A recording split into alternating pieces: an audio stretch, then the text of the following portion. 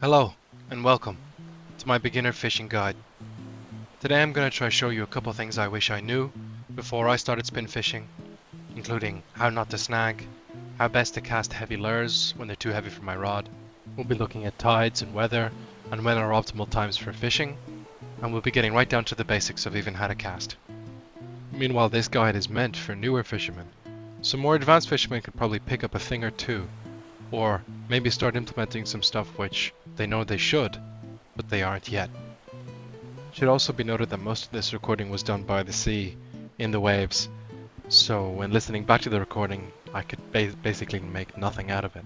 So you get this kind of fishing ASMR recording that I had to do in post, but I hope it'll do a pretty good job. So I wanted to start first of all with how to cast your rod. Just remember, index finger is your trigger. Just look at what I do with it here.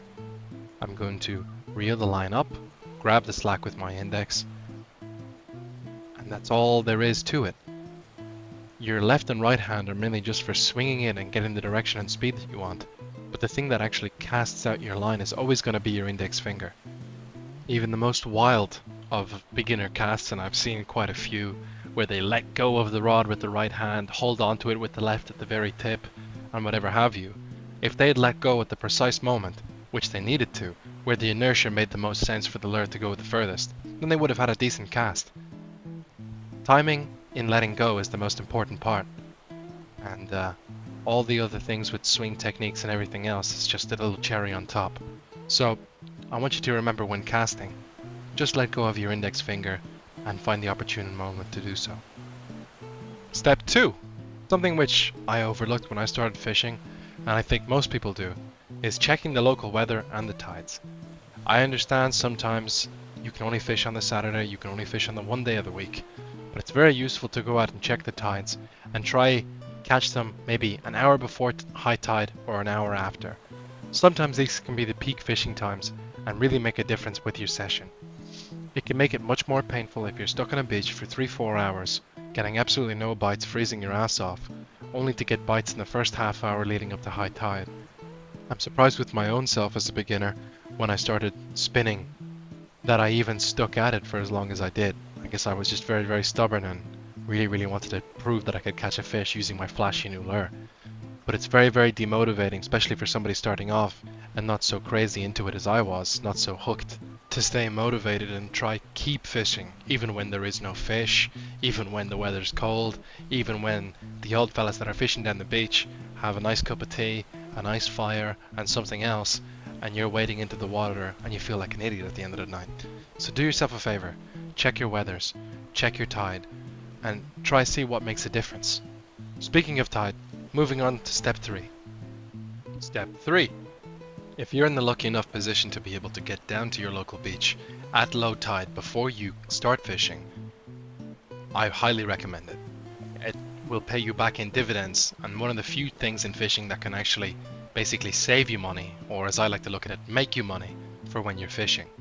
Snags and losing all your nice lures, especially your Rapala plugs and hard baits, which sometimes cost 18 to 20 quid, can be extremely demotivating and make you want to completely wrap up your rod and go home. In fact, I'd say it's one of the few things in fishing, especially spin fishing, that can completely derail a session and basically make you leave the beach. In this context, I'm obviously talking about beaches, but this applies to fresh water too. Any single time that you snag up, you're losing your terminal tackle, aka your clip and swivel at the end, and then you're losing your leader. Most importantly though, you're losing your lure, which, like I said, especially if it's a hard body plug or anything else, big shallow divers, deep divers, whatever you want, you're probably spending in the realm of between 15 to 25 euro for a good hard body plug. And that's not really an investment that you want to be making and leaving in the sea. So just to emphasize and drive the point home, whenever you have free time or time to walk your dog, go for a walk with your mother, any of your family, maybe strategically choose a beach or a mark that you're going to go fish. Try and arrive there at low tide. A lot of the times low tide is during the normal times of day, sometimes 2-3 p.m. depending on where you are, of course. And you can have a little look-see and see where your snags are and hopefully save yourself some money in the long run. Moving on now swiftly to step 4. A lot of the times when people start fishing, they're always given hand-me-down equipment. You're given your uncle's rod, your dad's rod, and whatever have you. And sometimes, especially if you're going for pike fishing or fishing with heavier lures, all your rods are going to be too weak to cast your big lures effectively. So follow along, because I'm going to show you how to cast big lures, even with your lighter rods, and especially save some beginners some money, so they don't have to go out buying big heavy rods all at the start just to cast 2 or 3 lures. First of all, we have to understand that the further the weight is on the end of your line from your rod tip, you will get more or less bend. Here I've reeled the lure up all the way to the top, quite a lot of bend. Once I reel it down lower, it'll feel much lighter on my rod. This is a 40 gram lure and my rod is a 7 to 28 gram rod. Now I'm going to drop that lure, you can see it there almost at my hip. I'm going to put it down like that, increase the amount of slack that I have there from the line, cast it a bit like a trebuchet. That way there isn't as much action going on near the front of the rod, aka my rod tip, so it's not really going to break it or put it anywhere close to its breaking, but it's still going to be able to cast out these little lures, and I won't have to bring a bigger, heavier, stronger rod along with me every time I want to use a lure like this. It's especially useful when freshwater fishing for species like pike. Pike, especially in the winter, a lot of the time they take much larger lures. So when you're going out with your maybe 40 gram, 50 gram rod, you can cast 70 gram lures like this, I would say almost without a problem. The only thing you're going to miss out on from increasing that slack and the distance from your rod tip is you're going to lose some accuracy. A good beginner tip for you guys is the closer your lure is to the end of your rod, the easier it is to flick to exactly where you want it, almost like a wand, and the further away it is, then it's more difficult to cast accurately. Coming on now swiftly to step 5.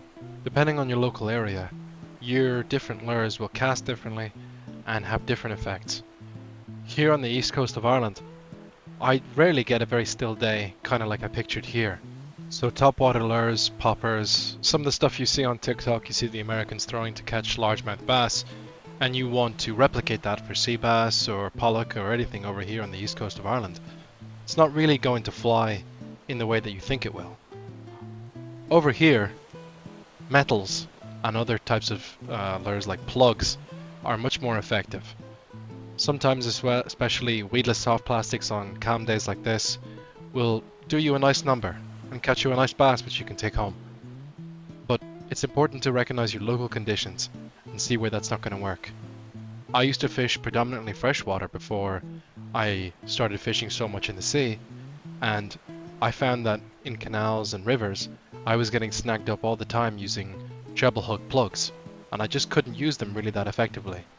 Down over there in the freshwater where I was constantly getting snagged, weedless soft plastics were the only way I could really catch fish reliably and not snag up and have a horrible time picking up weeds. So it's important to know that there is no such thing as a golden one-for-all lure which is always going to be the best one to use in every single situation.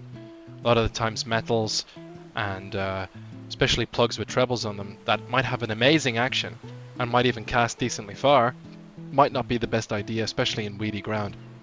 You're just going to get snagged up and have a really horrible time. For that kind of scenario, I much recommend using weedless soft plastics.